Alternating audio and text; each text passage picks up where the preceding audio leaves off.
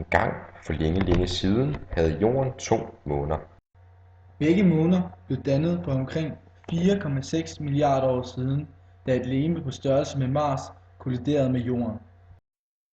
Teorien opstod, da vores nuværende månes forside, som er den, der vender mod Jorden, er domineret af store, mørke, lavtliggende sletter af størknet magma, mens bagsiden i højere grad er højland præget af bjerge.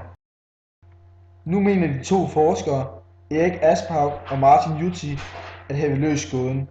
Forskellen på månens for- og bagside kan forklares ved, at Jorden engang var omkredset af endnu en måne, som efter ca. 70 millioner års parløb med vores nuværende måne stødte ind i den.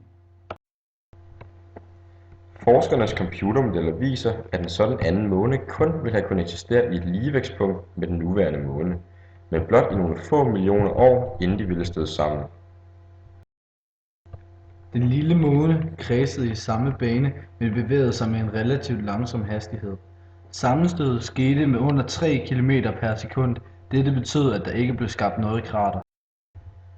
I stedet spredte materialet fra den lille måne sig i løbet af 3 timer ud over den ene halvdel af den større måne.